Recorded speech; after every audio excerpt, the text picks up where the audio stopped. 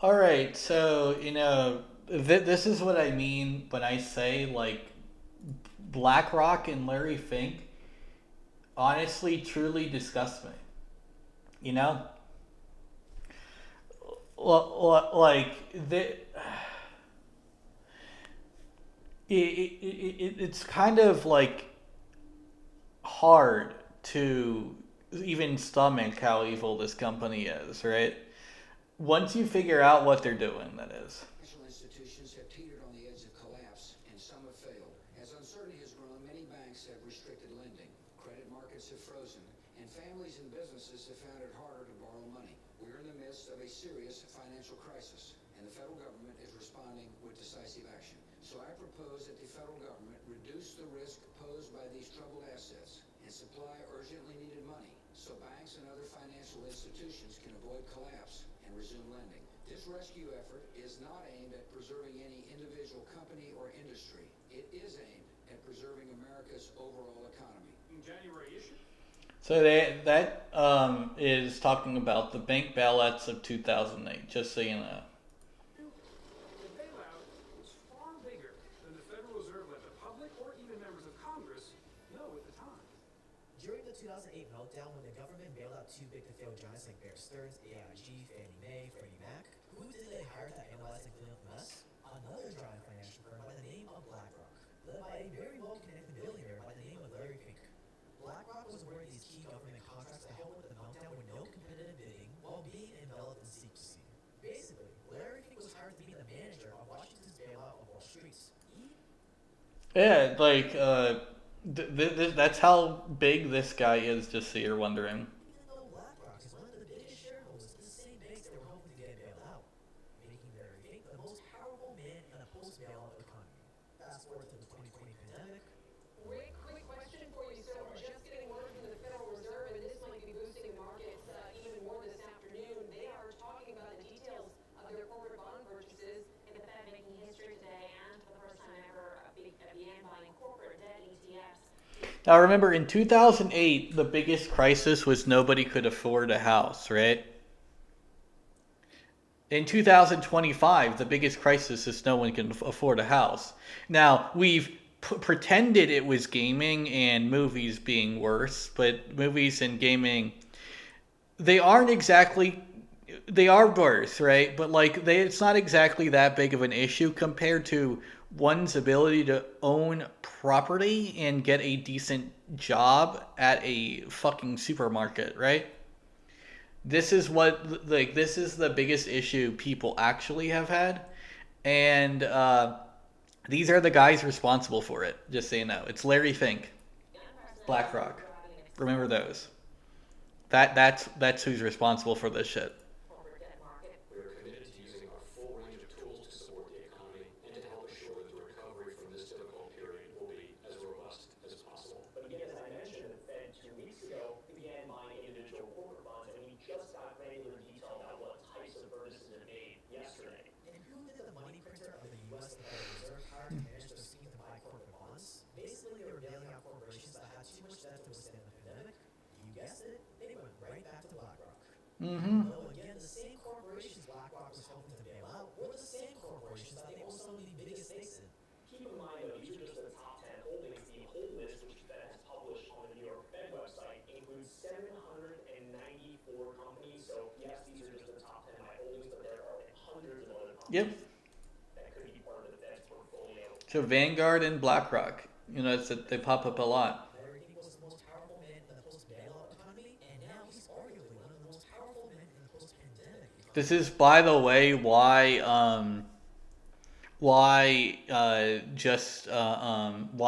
like vote with your wallet doesn't work.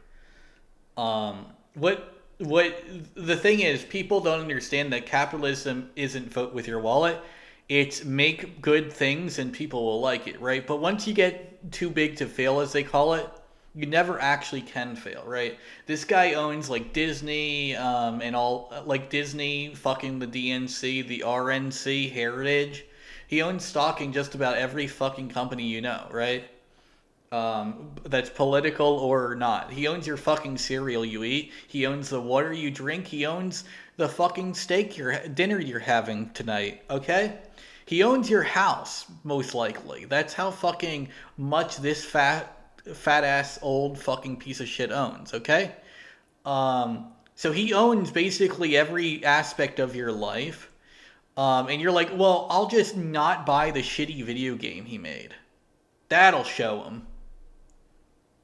As if he's not making trillions of dollars off of all his other investments, including the cereal you bought to, like, pretending like you actually could say a fucking single thing against this guy. He doesn't fucking care. You want to know the only thing that'll stop him from doing what he's doing? Bullet to the brain. It costs 12 cents for this solution, by the way, and it will literally save the country trillions. As well. And yet, despite all his considerable power, the general public has practically never heard of Larry Fink, with BlackRock barely coming into the public eye during the recent claims that they were buying up single-family homes. Oh yeah, that's another thing. They are literally buying up all your houses. All of them. All of them. You're not going to own your house soon. Okay? The idea that DEI is the problem when this shit is happening is what's known as a distraction politic, right?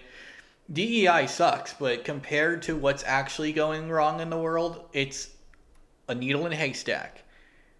This is what's going wrong in the world, and nobody fucking wants to talk about it properly. Nobody. He's intentionally kept that way.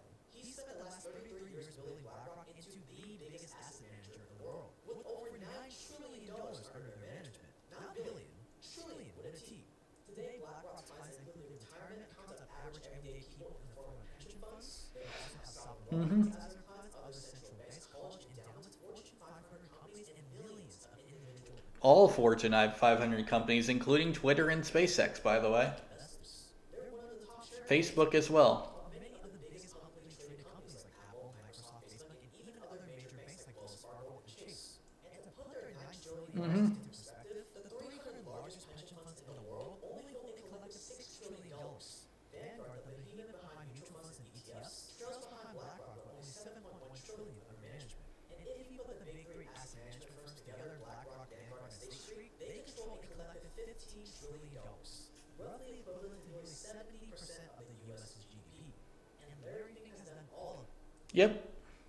this, largely in the shadows, with just a few occasional interviews And remember, this was made 3 years ago, just so you know. It's gotten worse. on CNBC. He's like the Wizard of Oz, the man behind the curtain, as William Cohen puts it, a former investment banker and author of House of Cards, an account of the Bear Stearns Clubs. This is BlackRock, what some call the most influential financial institution in the world, the world's largest shadow bank, and perhaps the company that owns the world.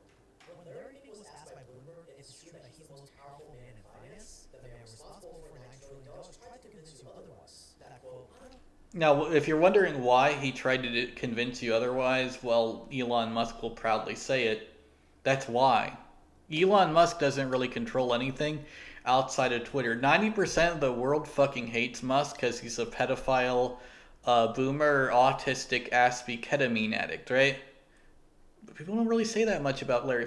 People will say that occasionally, but no one will really like give it the energy that people gave Elon or Zuckerberg or Trump or Obama or Biden or Harris or anyone else, right? They'll give more hate to like Smash JT and Alyssa Mercante than they will to this guy because that's how fucking much he wants it. He wants to be in the shadows because that's what gives him the power. You guys not talking about him is what empowers this asshole to steal everything from everyone. And ultimately, all that grifting money you get from YouTube for shitting on things he helped fund, but doesn't actually lose out on because he owns so much that he just does what he wants now with it. The reason why that inevitably just ends with you getting nothing is because he's using you, right? He's using everyone, right? Like I said, I'm being direct. I'm not saying, oh, this is shitty what they're doing. I'm saying until his head is mounted on my wall, I will not fucking stop. Because that's what needs to happen. Not anything else. I need his head chopped off and mounted on my wall. My wall, specifically. Okay, not really. It could be anyone's wall. But I would like that head. I'm the one with the idea. So I think I should, I'm just claiming my idea, right? I want the head on the wall, right? I want the evil Frieza guy's head on my wall, right? It's my idea, so I'm claiming it. I'm claiming the copyright to the Larry Fink head on someone's wall ownership, right? That's my idea, okay? But at the same time, the world will immediately get better if that happens. That's how fucking bad this guy is. Usually, I would never fucking say that. That's how bad, and it's not because he's Jewish. It's because he's Larry Fink, okay? This isn't anti-Semitism or racism or anything like that. No, Larry Fink is evil because Larry Fink is Larry Fink, right? Larry Fink is why Larry Fink is evil, What he does is evil, okay? Other people, I don't care if you're Jewish, I don't care if you're black, I don't care if you're trans, I don't care if you're gay, I don't care if you're white, black, pink, or purple. I don't give a flying fuck what you think or do. You're not him. He is the evil guy. Him. Only him. Okay? Just get rid of this guy and his subordinates at BlackRock. Everything will get better. Because they're the ones that own all these assets. They're the ones tying so much shit together. That's how you know. If it's one place, a conspiracy theory, right, ends up having value because now you know who is behind it, right? The real reason why Alex Jones and all of them fail is they expand it past the few Jews who actually do own everything. Yeah, Larry Fink is a Jew who owns everything, but he's not but the problem is they try to link it to it's also the Jews that serves you pilates at the deli. No, that guy ain't it. That guy's a fucking deli salesman. He sells you meat and it's really good, right? But you know what? Larry Fink ain't that fucking deli salesman, is he? Right? That's the thing. I'm not racist. I will not fucking avoid slurs, to be fair. He is a fucking kike. But that's not the issue, right? The issue isn't that he's Jewish. The issue is that he's Larry Fink, right? There's plenty of good Jews in the world. There's plenty of good Muslims. There's plenty of good Christians, Buddhists, Shintoists, atheists, whatever. There are no good Larry Finks because Larry Fink is the problem with Larry Fink, okay? So let's get that out of the way, all right? I want to get that out of the way because I am very adamant and specific on who is actually running shit in this world. It is a name. It is a human name. It is a human number, and that number is 666. But that's the thing. It is a single person, a singular entity. This is not a group of people. This is not a drill. This is a single person. There is a face to this evil. You can destroy it. We are not going to the racist bullshit with this. We are not going to the classist bullshit with this. We are not going to the left or right bullshit with this. We are not going anywhere but Larry Fink is the devil. That's all I want to say. That's all I'm going to say. This guy is evil incarnate and he needs to die. But this isn't about anyone else. This specific asshole. Nobody else, okay? Let's get that in your head, okay? Because that's important. Because if you start thinking, oh, it's people who are Jewish or it's, people who are pro-LGBT or whatever, you ruin the fucking mojo of the movement. You need to focus entirely on the goal. The goal is Larry Fink. Get that in your picture. This is the picture of who you want to kill, and get that in your head. That is the problem. Nobody else, just him. Okay? Because here's the thing, assholes. If you keep going after groups, you keep failing. That's what he wants you to think. He. It's not even a they, it's a he. There's a single face I can put on it. Okay?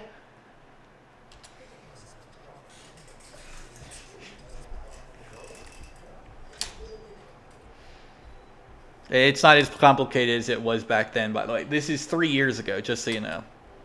It's gotten worse. And it's going to continue to get worse. This is the thing. I am more adamant about these guys than I am at Donald Trump and Elon, and I'm going to continue to be, because that's really who the actual problem with the world is. It's not, it's not anyone else, right? Mark Kern, like, I fucking hate him for simping for this piece of shit, right? I said that. And yeah, this is why. Because these are literally evil incarnate. You're like, oh, they changed the fucking terms. Yeah, they're no longer going to call you a monkey. They're going to call you a baboon. They're still going to blow up your planet, though, next time on Dragon Ball Z, you know? Like, yes, absolutely. This company is atrocious. You should not simp for them at all. It's not what they did, it's what they're doing that's evil, right? Like the DEI shit is literally like smoke in the water of what is actually bad about this company. Because here's the other thing, I'm gonna be honest, DEI fucked up our games. I don't fucking care that much about the games though, right? We can make our own games, right? We always could. We still can. That's one of the few things they don't own yet, is all of the abilities to make games. Because they don't own Linux yet. So like because they don't own Linux, you can always just use your own source code and do that, right? That's one thing that they cannot own. That's also, by the way, why Linux has been sued a lot for not allowing those, quote, backdoors. That's what those backdoors were. BlackRock being able to own it. Okay, so Linux is not ownable by BlackRock.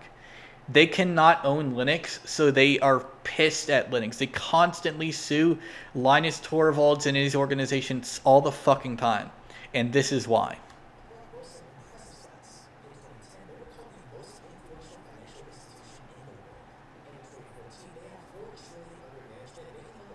Now, they don't sue them directly. They use the U.S. government to do it. But that's another thing. Because of how much influence they have and control they have over the United States government, right?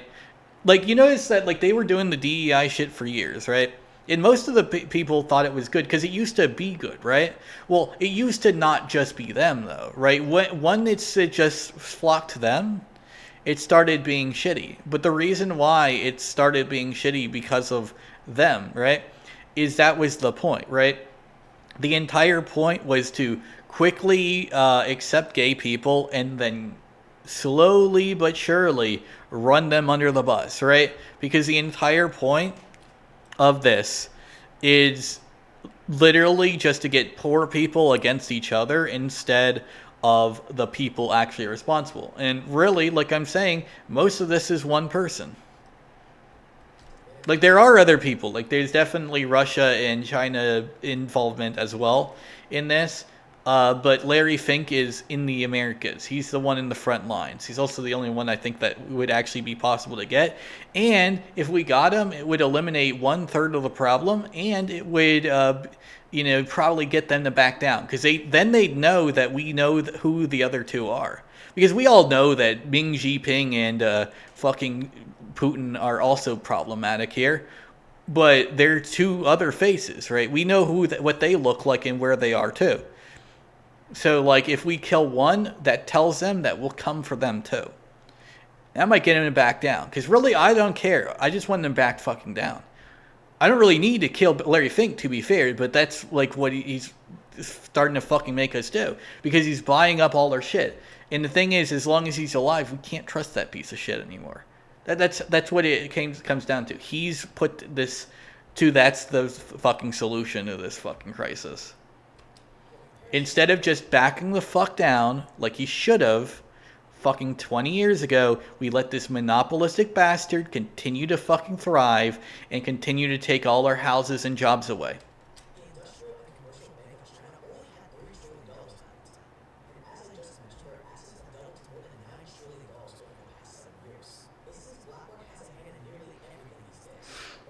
Yep.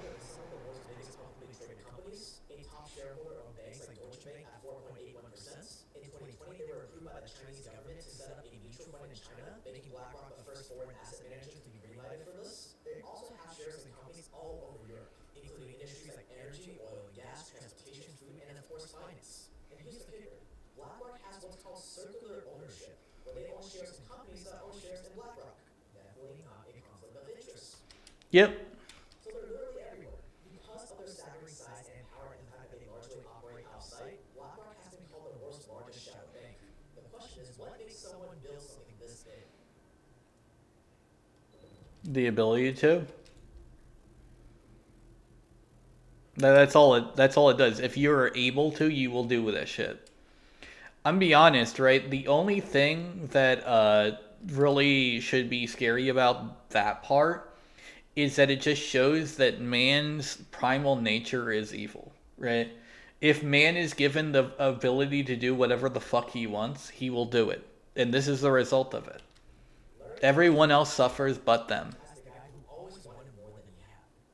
Friends have called him obsessive, paranoid about maintaining control. He's been regarded as someone who knows the markets inside and out and runs his business backwards and forwards. Yep, this is basically communism, effectively, right? This is what communists say, just so you know. That's how they talk. Now, you might be wondering, but Elon Musk and Grums and all them, yeah, they're communists. That's what I said. Did I fucking stutter? Did I stutter once? No, I didn't. That's how communists talk. Capitalists innovate, right? They're too busy innovating because that's what they need to do to make money. Communists don't need to innovate to make money. They can just purchase the fucking shit. Because that's the real kicker here, right? People are like, oh, we need a free market to solve it. But the problem is we don't have a free market anymore. That's done away with because instead of innovating and making our own shit the entire time, we let the government take control, and so we lost the ability to. And who got the power when we did that? BlackRock. Because here's the thing, the woke games didn't go away, right? Like the wokeness, all the fun went away. The woke games are still here. They're still getting made. Indie especially, right? All the gay and trans products on Amazon and Target and all that are still there. You can still buy them. They're just called something different. But they're still the same shit they were, right? Like a good way to say it, right?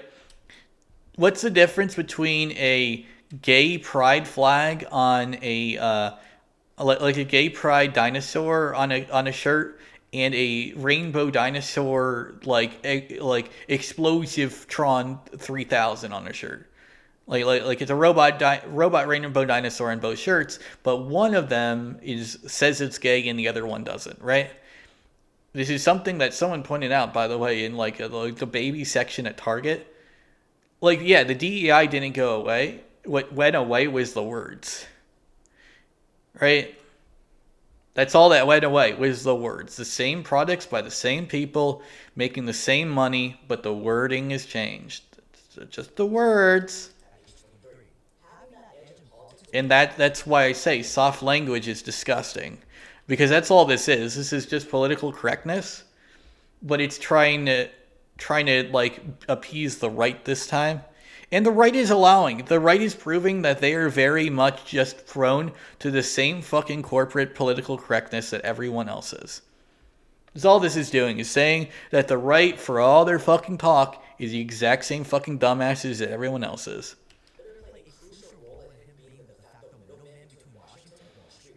It's the same thing, like, I'm not losing my rights because I'm trans. Like, none of those bills actually affect me, those, quote, anti-trans bills. You know what affects me? Because here's the real kicker. You want to know what affects me on those bills that were signed? Nothing. I'm not affected by a single one of those bills. You know who is affected by those bills? Common conservative men. Common conservative men are being hurt and punished. Now, if I was a fucking woke-tard piece of shit, I would be laughing my ass off right now, which is why I'm kind of like appalled at Hassan for not jizzing at all the communism that's coming. Because he knows it. But like the saying, like he knows it. He doesn't want to get rid of it. It's called don't let your enemy know when they've making a mistake. Conservatives aren't my enemy. They never have been. They want to make me their enemy. I don't know why. I'm just like, dog, like just let me be a gay as shit by myself and like say like a few corny ass lines in your Discord server and insult you when you're fucking dumb and we'll be fine, right? Cause that like you want to insult me when you think I'm fucking dumb. So let's put that at equal rights, equal fights there, and then we're fine, right? We're Gucci. You attack me, I attack you, but at the end of the day, we're still friends because at the end of the day, I don't fucking hate you, you don't fucking hate me. What I want is just an equal playing ground if we're gonna insult each other. If you want to insult trans people, I can insult your fucking fat ass. That's all that. That's all I'm asking. Just an fair, equal grounds, right? But that's the thing. I'm better at insulting people, so like that's a little bit much because I would win every fight if we have that. That's the main issue with allowing me to speak in those servers is that once you start insulting me and I insult you back, like my comebacks are way harder. There was a guy in Side Scrollers who found that out real fucking quick. Like he was like all so chummy with me, and then he like started like insulting me, and I was like, "Dog, I'm gonna unleash the smackdown," and he fucking freaked out, called me a psychopath. He was so fucking spineless at what I just said because he couldn't fathom that someone could out insult a base conservative guy like him, right? Because he just never fucking like left his echo chamber. But I fucking destroyed his ass. And what's funny is like I had a friend who yeah, like I wanted to like look at like like something I typed in the chat, and like I had a friend like hop in there and like just get it right, and he fucking like despised me so much he thought like, oh, someone who wasn't completely far right like him was me, right, in that server. So I thought that was funny, and then I found out I was only kicked from the server, not banned. I fucking obliterated his ass. I fucking destroyed every single atom of that dude's fucking existence. And I did it because he was so fucking pathetic. I lived rent-free in his head for fucking 5 months. Yeah, when that happens, I will fucking laugh my fucking ass off. Because that was so fucking funny to me. Which sounds incredibly interesting. He rose up the ranks quickly, and within a decade, he became somewhat of a legend on Wall Street by helping develop the debt securitization market, where loans like car loans, credit card loans, mortgages. But like that's the thing. Like if you want to insult me, let me insult you back, right? That's ultimately the only thing I ask for, right? If we're gonna have fights, we're gonna have equal fights. That's all it is, right?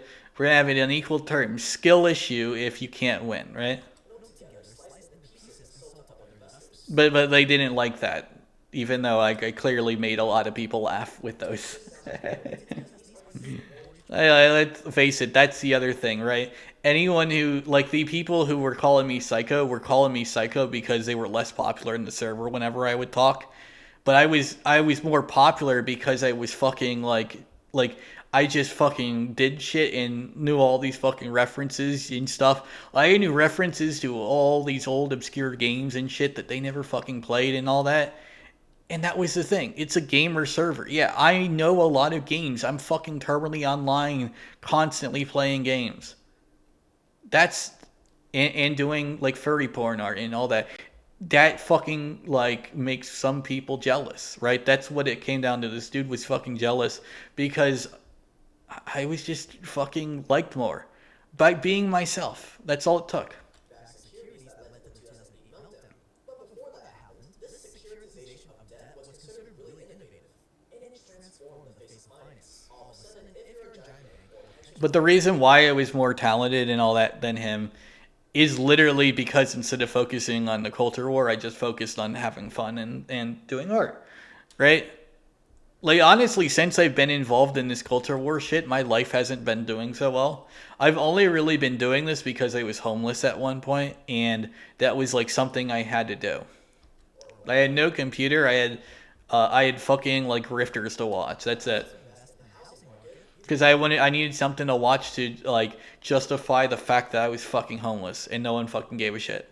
That's the only reason I started like paying attention to these fucking grifting ass wipes. Just so you know. made up thousands of hopefully safe loans. Larry Fink created one of the main tools that led to meltdown, and he was also the one the U.S. Treasury hired to clean up. His interest in policy and strategic wizardry helped him gain a reputation as a true investment mastermind. And for that, he was rewarded. Larry was making bank and received a ton even thought he would go to run the firm someday. In total, he helped add about $1 billion in assets to First Boston online. But then, the rising star came crashing down. Shortly after one of his biggest wins, Larry lost $100 million for his company. And this call on his hand resulted in trades being wiped out, as well as the hedges designed Yep. to offset those losses being wiped out. And overnight, Larry went from a hero to a toxic asset that should be avoided at all times. He was ostracized, his reputation went up in flames, and his colleagues wanted nothing to deal with him. He was forced out of the company he spent 12 years making around $1 billion for. While a catastrophe like this might mark the end for many people, that wasn't the case with Larry. Instead, he used it as ammunition, vowing to never find himself in a position where he didn't understand the risk he was taking again. Yeah, that's what happened. And in 1988, he was 35 and hell-bent on rebooting his career. Remember, this is 1988. That's how long he's been at this. Larry co-founded the Blackstone Group, along with now billionaire investor Yes, technically it is just an investor firm. That's really the sick part about this, right? All you actually got to do to own everything is just give people money. And give people money and then like collect it, right? The mafia tactic, right? That age-old mafia tactic of you'll owe us a favor later, right? That's all this is. He gives you favors and then cashes them in. That's what Larry Fink does. He's a mafia boss from like the 40s, okay? $5 million line of credit. Fast forward to 1983, and they were crushing it with $20 billion in management. But in what some would call a power struggle between Fink and Schwartzman, where two super strong personalities collided, the two parted ways and Larry broke off to found BlackRock, channeling all his pain and trauma into growing the firm at a staggering rate. By 1999, it went public for $375 million. By 2004, it merged with Merrill Lynch, adding $500 billion to BlackRock's assets. And today, it's at $9 trillion. While the size of BlackRock is impressive, what really sets them apart is their software platform called Aladdin, basically a supercomputer they use for their clients.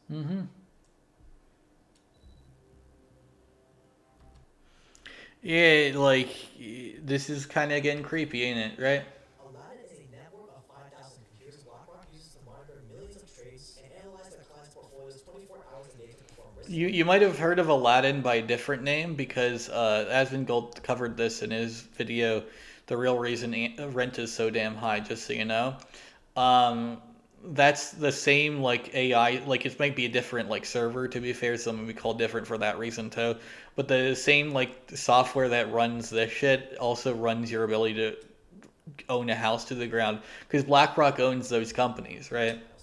Aladdin is so widespread today that it's basically the central nervous system for many of the largest players in the investment management industry. And for them to be able to offer the service, they have to be granted access to sensitive data from banks, insurance companies, pension funds, and other important institutions. Yeah, they know your bank information, they know your identity, they know where you live, they know where you are going, right? They know what you're saying, they know what you're doing, they know where you piss at. They know who you talk to, they know who you talk to. They know who you talk to in another country, and they know who that person in another country talk to, you know, and all that, right? So they basically know just about everything there is to know about everyone. That should scare you. And I've said this about like Sam Altman as well. Like they know where you piss at. They know where you shit last night, okay? All over the world. This high-end computer Like I don't think any company, Google, OpenAI, BlackRock, anyone, no company, I'm gonna be honest, no one at all, besides me and maybe like someone who lives in my house, should ever know where I last took a shit. Okay? If you know that, you're fucking vile. And this is the amount of information companies like these know. Okay? every possible scenario and pinpoints anything that could possibly go wrong. So anyone telling me that these guys are okay, that this is alrighty to do, no, it's not. It never has been and never will be. This is a moral fucking threat to everyone's existence, and we need to stop pretending it's not. Helping their clients to make the best investment decisions. And it's through Aladdin that BlackRock actually oversees more like 20 And this isn't like a religious thing or anything like that. It doesn't matter what religion you believe in. This guy is the personification of whatever the religion's closest thing to Satan is, right? Whatever the most evil creature in your religion is, this guy is that. Okay? $1 billion worth of assets instead of just $9 trillion. And that's just from a third of let's say you're a Naruto Weez fan, right? Then he's fucking like fucking the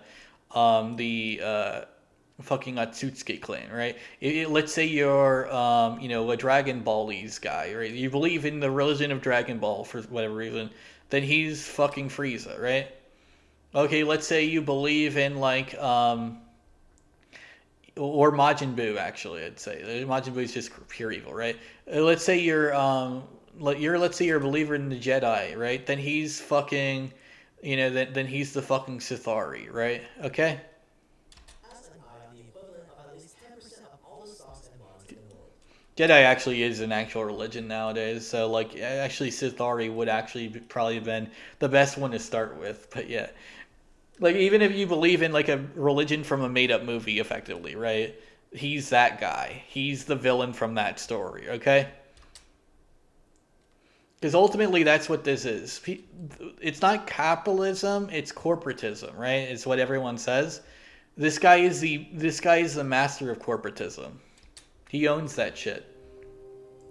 He is where corporatism he's what corporatism is as a person. And every villain from every story, right, is this guy. There's plenty of capitalists that aren't villain. Hell, like a good way to say it, right? In Warframe, they have two different kind of capitalist villains, right? One is Parvos Granum, who's evil, but still like has some kindness to him. And then you have, right? Then you have Nefanyo, the most vile piece of shit in the game. More vile than Ballas or fucking any of the Grineer, even the queens, right? More vile than Hunhao, Era, any of them. He's the most vile villain. It's Nefanyo, right? That's the worst guy in the entire series so far. And they put those two together, right? Parvos Granum is like what, like his great great great grandfather, right? So he fucking shows like kind of like a bit of like how those two differ, right? Like I said, Parvos Granum is a capitalist. Nefanyo is a corporatist, okay? There's a big difference. You know? So a good way to say it, a capitalist earns what their keep, but then they want to keep their keep. A corporatist doesn't earn shit. They buy it off people. And they use that to enslave others. 2008, the world enters a global financial crisis that hasn't been seen since the Great Depression, and Wall Street is Washington fail now. Who do they call to manage their wealth? And yes, BlackRock is enslavement, okay? As you already know, BlackRock. The New York Fed personally went to Larry to help manage $30 billion in toxic assets for Bear Stearns. They brought BlackRock in to advise them on how to clear $800 billion in toxic assets from AIG. They even contracted BlackRock to deal with the $301 billion of Citigroup's assets, all of which were done behind closed doors with no competitive bidding. And just like that, Larry was more powerful than ever. He went from being the laughingstock of finance to being the linchpin between Wall Street and Washington. As one bank executive said, Larry has always wanted to game board, and now he's more important than he ever dreamed of. Mm-hmm. In the end, they made at least $200 million off these contracts in total. The massive size of these contracts and secrecy surrounding them, and BlackRock's enormous influence started getting people talking. Well, it's like the Blackwater of finance, almost a shadow government. Blackwater as the most infamous private military contractor during the War on Terror. Check out our mini documentary on the Lintel Warren, link below. Now, on the surface, this may sound bad. This may sound pretty shady and corrupt. But if you think about it, if the government is going to step in, which they are, even though I don't completely agree with that, what else are they going to do? They're at least partially responsible for this mess by setting such low interest rates, so they're obviously already incompetent. They're not experts in things like mortgage-backed securities, so why wouldn't they go to man that is an expert? Yeah, well, the thing is, right? Corporatism, right, like will always be stronger than government. Capitalism won't necessarily be. The issue is corporatism is effectively just communism at a corporate level, right? So like their companies are effectively mini communist countries. They aren't capitalist, but they are definitely not good for you. I'm not saying it is shady and corrupt. I'm just saying that giving these million-dollar contracts to a man like Larry Fink is understandable. Yeah, no, I agree. Like that's the sad thing, right? A lot of this also comes from government incompetency. And it doesn't stop there. When the you know what hit the fan in March 2020 with COVID, BlackRock came to the rescue for both Wall Street and the government again. The Federal Reserve hired them to help bail out corporations with too much debt or that need to borrow money to stay afloat, which again included corporations they have huge stakes in, which again definitely not a conflict of interest. They also helped the Fed purchase more mortgage-backed securities to help that. So where does this BlackRock go moving forward? What does this man do when he already has everything? In 2019, people were petitioning against BlackRock for being among the top shareholders for oil and coal production. In fact, investing in heavy pollution industries has basically been the backbone of BlackRock's portfolio over the years. So according to Larry, they're making a push towards environmental, social, and sustainable investing. Whether or not they actually believe in this stuff is yet to be known. Yep. It does appear they made legit efforts to expand into this more eco-friendly markets. With new environmentally focused products, they partner with activist investors, they back a shareholder resolution basically forcing ExxonMobil to take it serious about climate change. Larry even straight up wrote a letter telling companies that they need to Yeah, they've increased your gas prices, just so you know. contribute to society to receive support. I'm translating like some of the quote positive things into what they actually are. So when they said he invested in a more more environmentally friendly fuels, they made your gas prices more expensive. That's what that translates to. If you buy less of it, you use less of it, right? So that's more environmentally friendly. Corporations trying to appear woke these days. If you want to invest in a company, they will, on their investor relations page, Yep. show you their ESG score. So I find this funny, right? Like, remember, Mark Kern defending these guys by saying, well, they changed the language of what they do, right? I feel like anyone who fell for that needs to fucking, like be slapped fucking hard, right? Like, he needs the fucking chancla. He needs all the rage and anger of an Asian parent, right? Not a chancla, a slipper, right? He needs all the rage and the rage and discipline that his mother should have given him as a child. At this point, right? Because any fucking Asian woman would fucking do that shit. They would fucking slap the shit out of his ass with that slipper right now.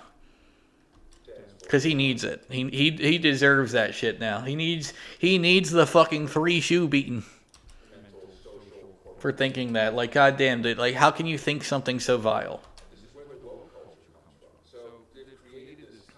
Like, if you're anti-woke and then you don't see the fucking coils around you of wokeness literally just renaming itself and trapping you, like, you're fucking retarded.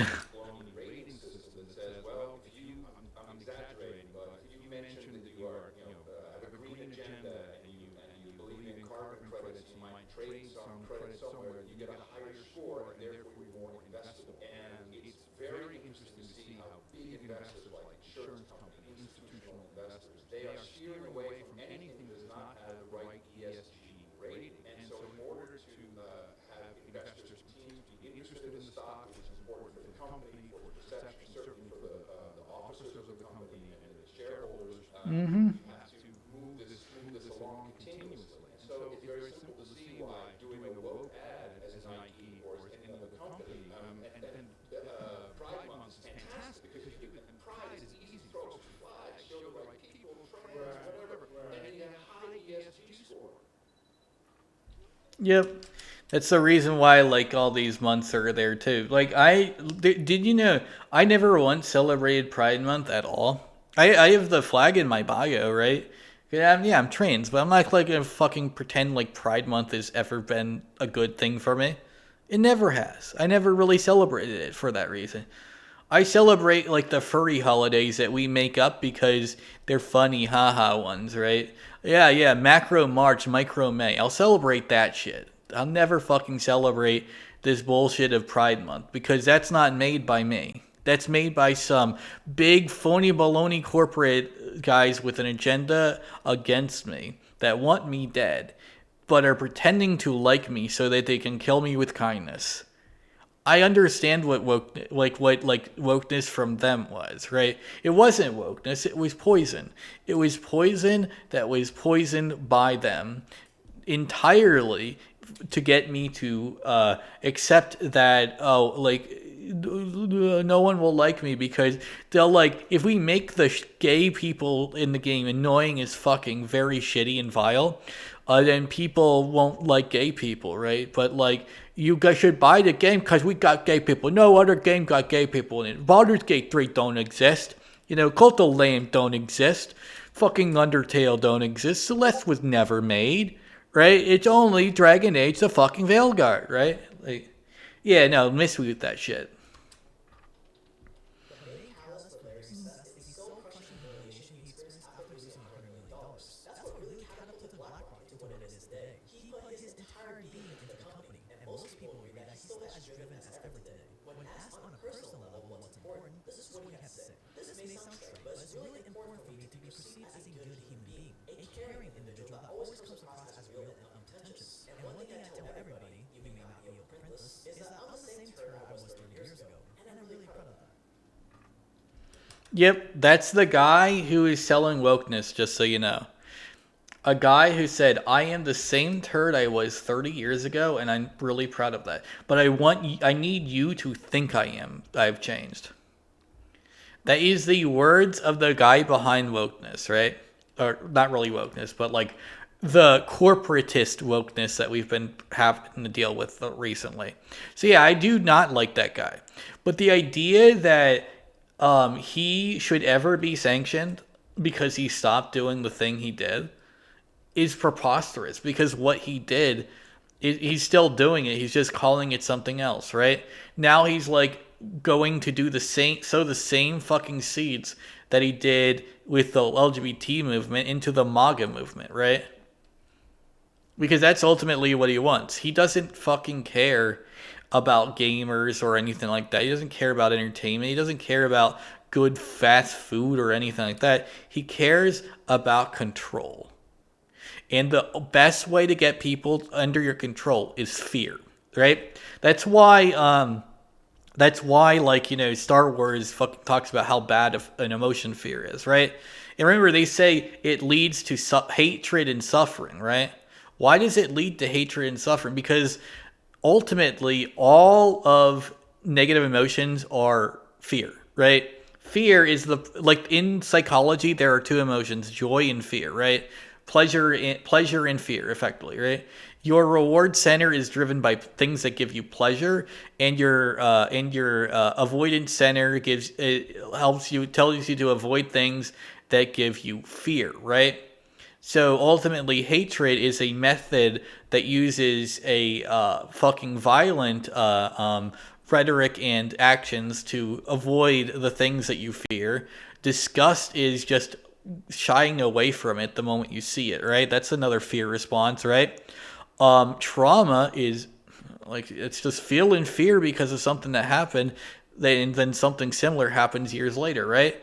All emotions that are negative are emphatically just fear and loathing and all that, right? That's why all hatred of another group is classified as a phobia. Right? When you hate another person, it's classified as a phobia. What does phobia mean? It means fear, right? Fear. You fear faggots, right? Because you have to spread all this shit about them. If you didn't fear faggots, you would just say, okay, I hate that one faggot because he was a piece of shit, right? But no, you have to fear all faggots. All faggots are bad because one of them did something bad, right? This is why I'm saying I'm not being anti-Semitic here. I might call Larry Fink a kike, but Larry Fink isn't representative of all Jewish people. Most Jewish people are fine, right? In fact, I'm pretty sure there's a bigger amount of fine Jewish people than there are other populations, from my experience at least. But this one fucking kike, this one fucking Jew, he is evil. But that's one guy. Remember, one guy. It's a pattern recognition that applies to his behavior, not his religion, not his skin color, not his age or anything like that. It is Larry Fink that is the pattern. What Larry Fink does is evil. That's the actual pattern. I'm looking at patterns in behavior, not patterns in existence, right? That's the problem with people who groupthink, right? People love to groupthink and attach labels to people as entire groups that mean mountains of bullshit. But like, I'm not doing that. I'm applying these labels as one person, Oligarchy today, one man. would definitely be one of them. But is he a good oligarch or a bad one? Or are they just All our oligarchs are bad. to keep the public at bay? How influential is BlackRock really? How much control over the world do they really have? Let me know what you think in the comments below. Way too much. That's how much they have, right? Yeah, trillions of dollars, like more than the United States debt at this point. They own over 35 trillion in assets now, right? How much is the US debt? Less than that. Less than that. It's still over $30 trillion. It's less than what BlackRock has, okay? So get that in your heads, okay? BlackRock has over $35 trillion in assets. The United States debt is, I believe, 34 trillion. It's not that much higher, but it is higher than the entire United States national debt.